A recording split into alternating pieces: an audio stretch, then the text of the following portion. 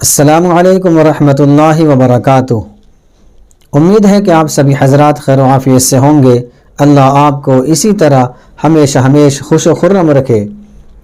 آج کسی صاحب نے یہ سوال کیا ہے کہ چھپکلی کو مارنا کیسا ہے؟ کیا اس کو مارنے پر ثواب بھی ملتا ہے؟ حالانکہ یہ بھی دیگر مخلوقات کی طرح ایک مخلوق ہے۔ تو اس کا جواب یہ ہے کہ اللہ کے نبی صلی اللہ علیہ وسلم نے چھپکلی کو مارنے کا حکم دیا ہے اور اس پر ثواب کا بھی ہمیں بتایا ہے کہ اگر کوئی چھپکلی کو مارے گا تو اس کو ثواب ملے گا، اور ایک ایمان والے کے لیے اتنا ہی کافی ہے۔ لیکن جب احادیث میں غور و فکر کیا جاتا ہے اور احادیث میں غور و فکر کرنے سے ہمیں چند وجوہات معلوم ہوتی ہیں کہ جن کی وجہ سے چھپکلی کو مارنے کا حکم فرمایا گیا ہے۔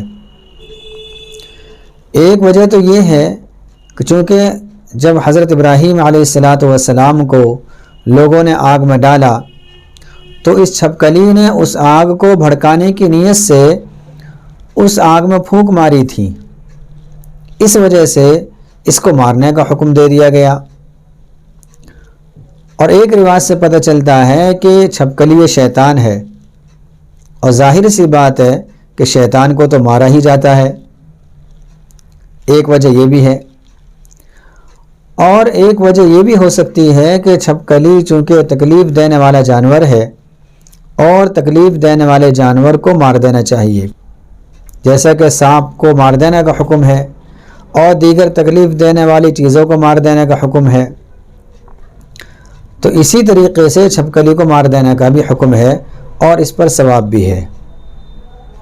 السلام علیکم ورحمۃ اللہ وبرکاتہ۔